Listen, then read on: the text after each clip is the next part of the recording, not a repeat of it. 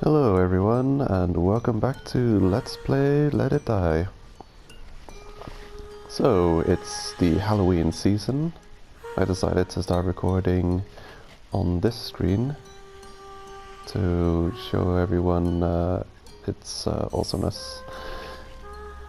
The playback will probably pause as I'm transitioning through the next couple of screens. So I'll stop talking for a minute and I'll see you on the other side. Let it die.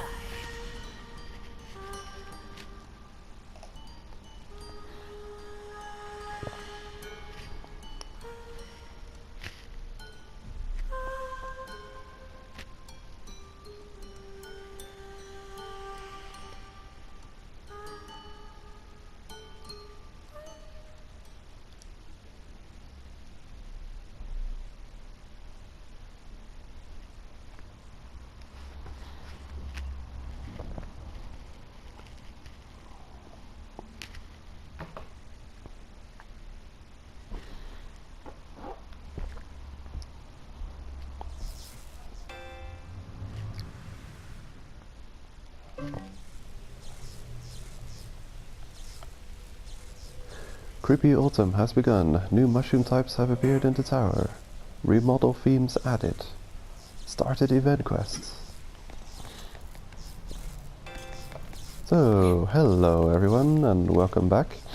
It's been a long ass time since I've recorded any of this Let's Play. It has been ages. So I'm gonna check on the daily login and then I'm gonna actually try and make some progress in the tower right off the bat before we get into all the changes that have happened. I'll probably do 1 or 2 episodes on that after some getting at least a bit of progress in the tower. I do far too much just standing around and rambling about stuff. So let's have a look. Okay. There's some things in there. This one's going to be crazy. Alright. Look at all that. Yeah, there's a bunch of death medals that were rewarded because of game being broken. From Katsun Yotsuyama. Okay. Golden Bird, awesome. TDM rewards bags, lost bags have started coming in because that's part of a recent update. I'll get into that in a few episodes from now. I'll be recording this again in bulk, so today is going to be a day of playing a lot of Let It Die on my second account, which is this one, my Let's Play account. War Green, just going to store all this in the storage box. A fully healthy longsword. I'll store these as well. Looks like we're set to climb in Candlewolf Zone. We just need some blunt weapons to get us through. And looks like we have a few available to us. That is fine. An iron claw. And a stronger iron claw. I'll bring the iron claw. And yeah, that should be fine. So I'll go ahead and equip these guys. Equip the slashy types on the left. So we've got a good setup here. Looks like we've got Poison Eater, that's important. We are Freestar Collector, that's fine. Sprinter and Tank. That's great. So we should be good to just go. I'm gonna check if we got a life shroom available. Life shroom. Okay, we have some life shroom. That's good. So you could count this as the preparation phase before climbing the tower. You could have to make sure your setup is good to go. Your decals are good ones for the task at hand. You've got a healthy set of gear and weapons available, and you've got a plan on how to recover health. And we have the live stream buff active. What is this going to be? Staminungus. Amazing. Well, that will probably come in handy for something. Go ahead and cook that and bring it with us. I'm underwhelmed by the amount of death medals I've just received, because I know on my main account I've had a flurry of death medals showing up for all kinds of reasons, like death streams and apologies for game bugs, and I'm not seeing that many death medals appear here. I should have like 20 death medals from all the previous death streams. So if you log in too long after the death streams, you lose the bonus death medals. So yeah, a punishment for not playing the game on the daily, I guess. Expand storage is what I'll do with these death medals. Looks like we can get free expansions out of it. That's great, that'll come in handy.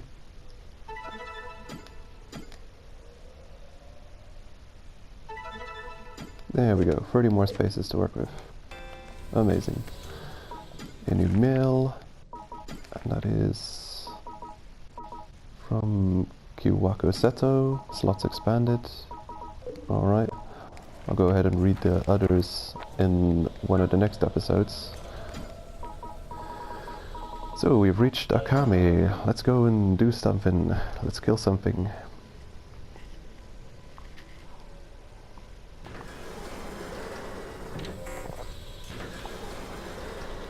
Appears we have a good amount of spliffium available. Might use that to upgrade something. Top priority would be upgrading the fighter freezer, then the kill coin bank, and the spliffium tank.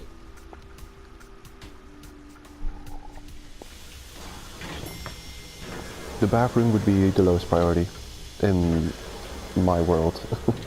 My world of not caring too much about TDM. If you very much enjoy TDM, you may want to upgrade your bathroom pretty often as well, because it's for collecting captured fighters. No you don't. Blam. Awesome. We need experience with something. Claw.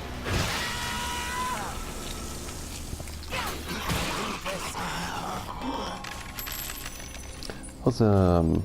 By experience I mean weapon mastery. Yoink.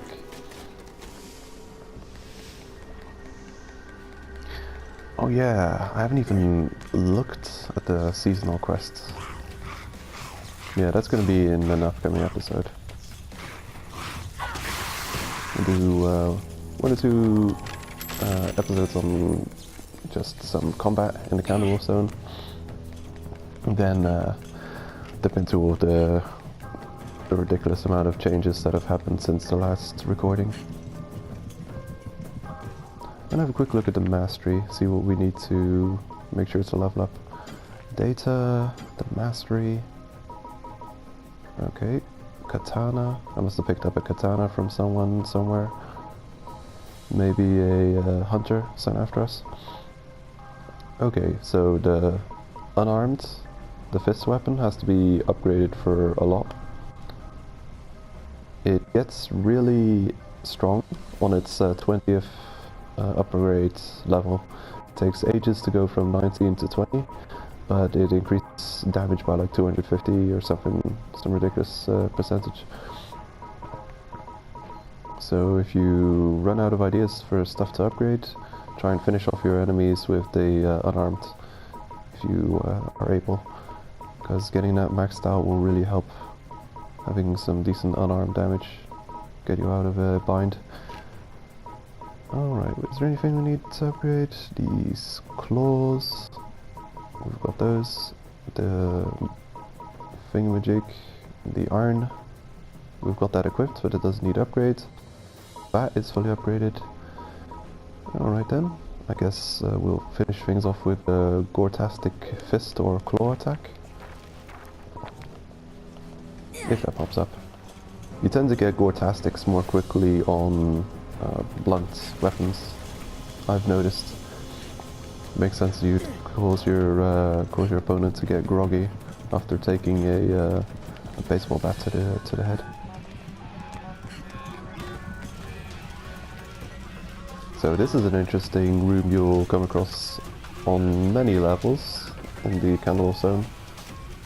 It's well, this area is kind of like the carnival zone, so you'll see all kinds of weird ruins of attractions. So here's the Ferris wheel. Ah, I parry you. Get wrecked. This is a decent scratch farming room.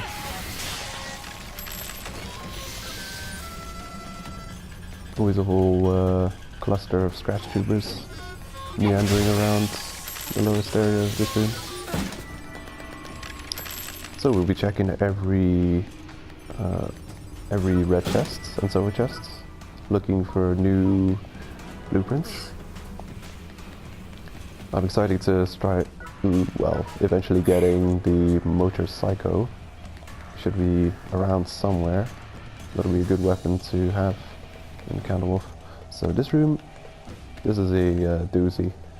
It's a trap room. You can tell by the series of holes in the floor that there's going to be a gate shutting on us in a minute. And it'll activate once you go far enough into it. And this is also a hater spawn point. So if you're taking on the challenge, you have to get your weapons ready. And no hater is here, lucky us. But sometimes the hater will drop down as the trap room closes. I'll give you a horrible day. Welcome to the trap room. Okay, Steel Axe S. Go ahead and salvage that. Might come in handy somewhere. Punch room. An upgrade of the, what's it called? Grenade room? I don't even remember the name. It's something I don't really use very often. But this is one of those explode on contacts, throwable mushrooms. And instead of traveling in an arc, I think it's the only mushroom that travels in a straight line when thrown. Maybe the only throwable item in the game that travels in a straight line when thrown. Ooh, new blueprint. Awesome. May not actually even return to the waiting room in this episode. This might be a continuous climb for the top. Going all the way this episode.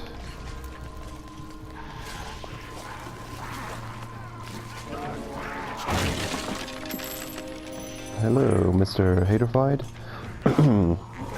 Well, I guess it serves you right for coming here naked.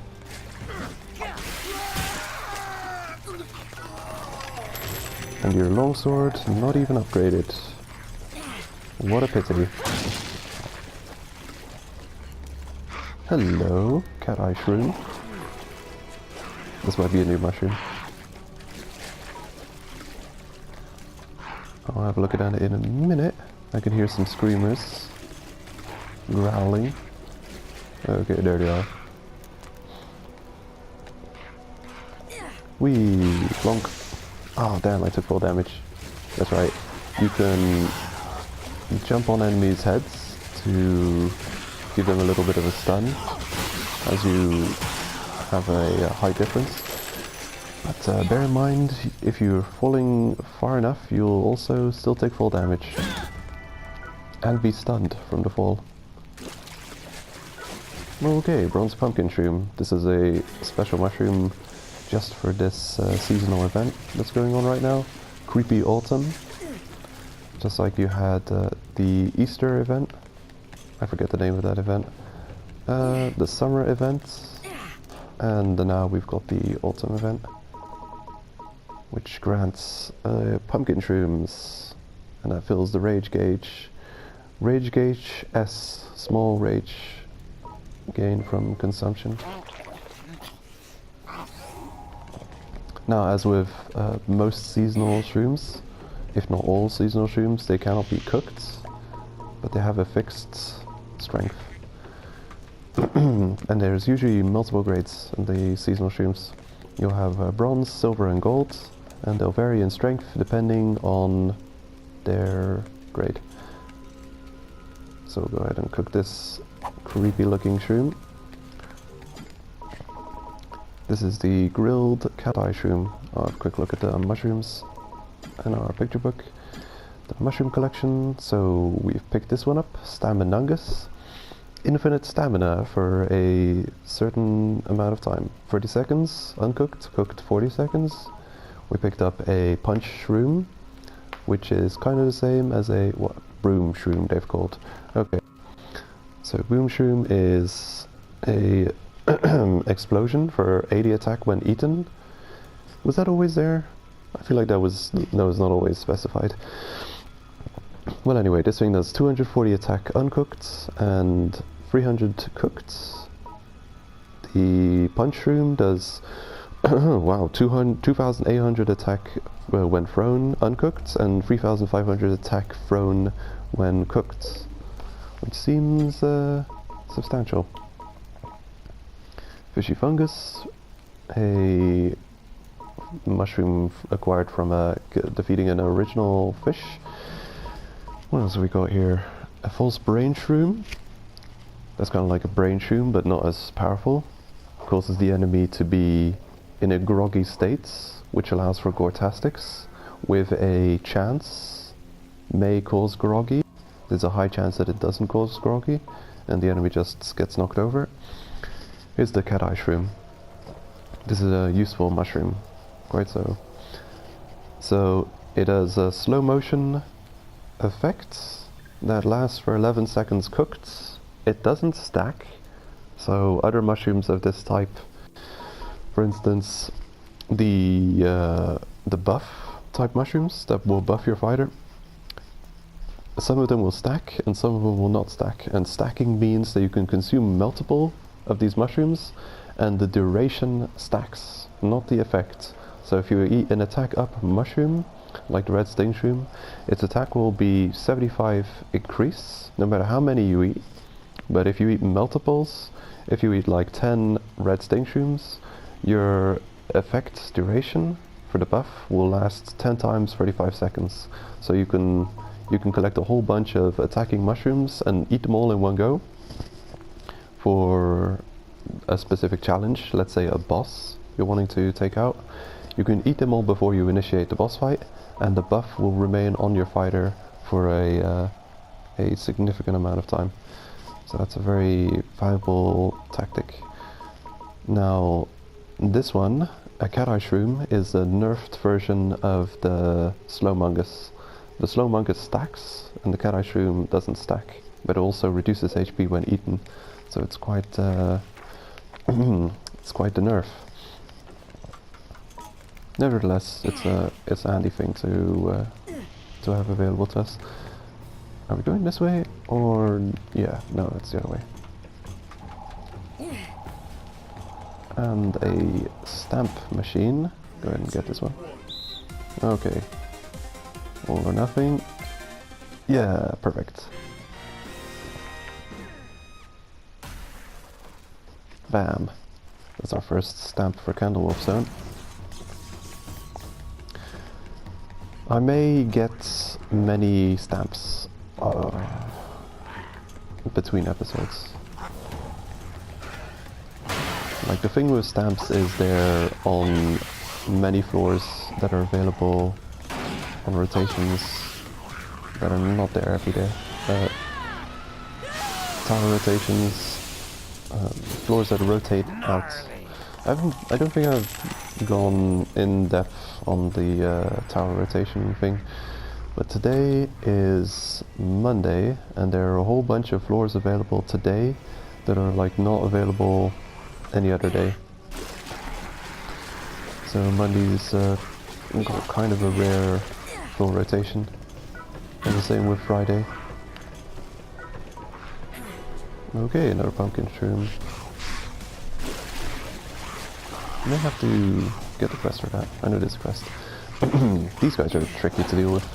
They're using the longsword upgraded version, which does fire damage as well. So fighting against them here is a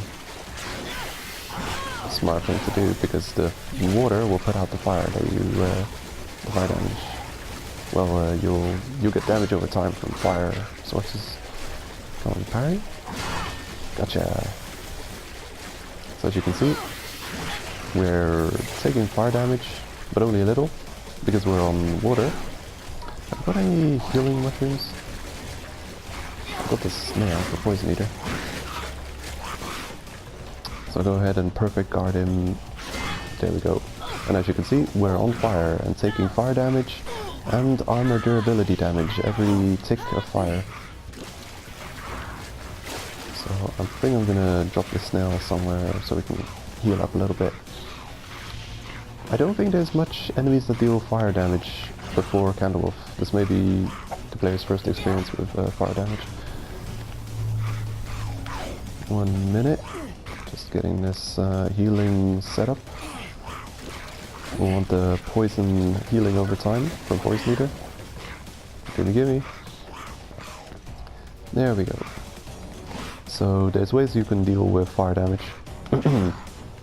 If you get hit by a fire weapon, if you perfect guard fire weapons, you'll still take fire damage over time. You can roll to remove the fire the fire damage over time quicker. If you roll about 3 times, you can remove the fire that's on your fighter. So we're covered in fire. 1 roll, 2 roll, 3 rolls, and we're no longer aflame. Fighting in water, of course, would stop the fire damage from even staying on our fighter. So if you're having trouble dealing with this room, and there's enemies with the fire weapon, you can go ahead and fight in water, to at least ensure your armor doesn't get burned away. So we'll go ahead and finish this guy off. It's a pretty difficult weapon to counter when you first see it, the flame sword, because it comes out rather slowly and they can combo you with it. So if you get hit, you're almost guaranteed to get hit by both slashes. If they can even do a 3rd hit if they think about it. And you'll take 2 hits of damage, and then the fire buff, well, the fire debuff on your fighter will do armor damage every time the fire does damage. So it's an armor shredding weapon, unfortunately. Candlewolf zone is very detrimental on the player armor. And weapons also deal a substantial amount of damage, meaning, yeah, over time you're getting weaker and they're doing more and more damage, and you can get easily one-shots in this zone. So you're dealt with. And our armor is at half health for all the fire damage we have taken. It's quite nasty.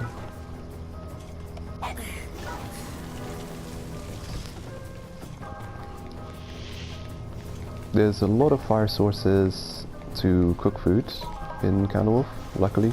There's all these fire barrels. There's a fire-breathing T-Rex just on the side.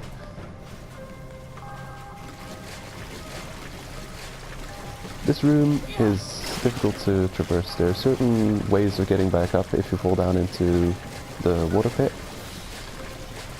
Here's a gap in the railing you can jump up. There's a gap in the railing on either side of this pier, you could say. Here's a gap to climb up, and here is one to climb up if you fall into the water pit and you want to get back up to this this level. False brain shroom. Awesome. It's not a real brain shroom though, so we're not that excited about it.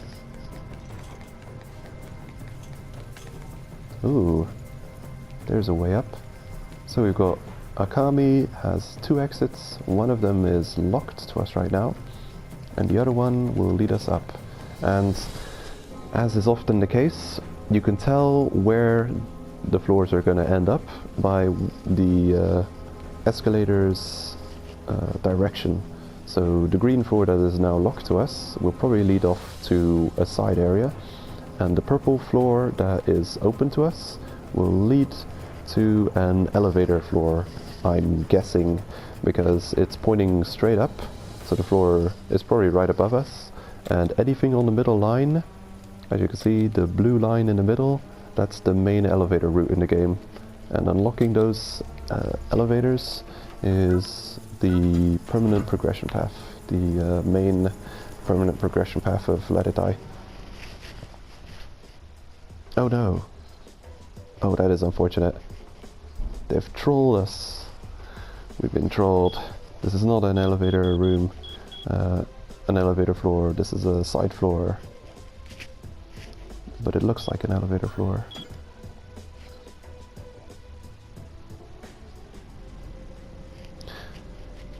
This is an interesting floor. New quests have been unlocked. Well, we'll have to pick those up in some future episode. Let's continue onwards. Hope I'm getting a good amount of kill coins. Gonna have to buy a bunch of new weapons, because these guys are getting destroyed. The Candlewolf Zone floors are huge. Like, of all the areas in the game, I think Candlewolf are the largest explorable areas, with a ton of enemies in them, and you can often get crowded by enemies. Here's an interesting beast type. I don't think we've got anything available to us to be able to acquire this enemy. Oh wait, we've got one range weapon. I'll try and get that beast without losing armor damage.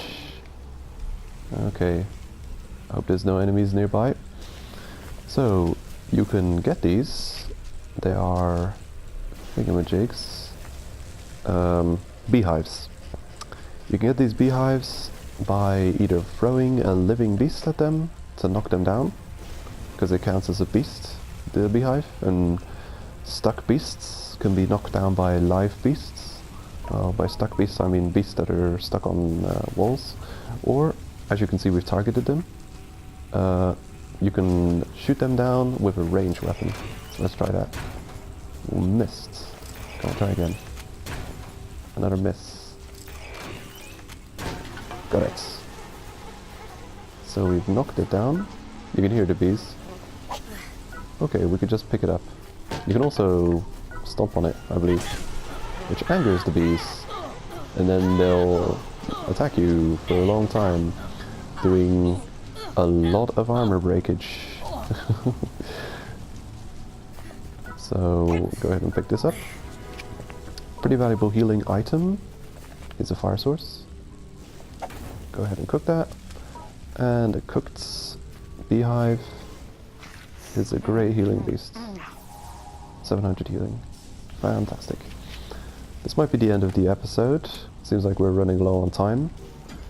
So I guess I'll see you guys in the next episode.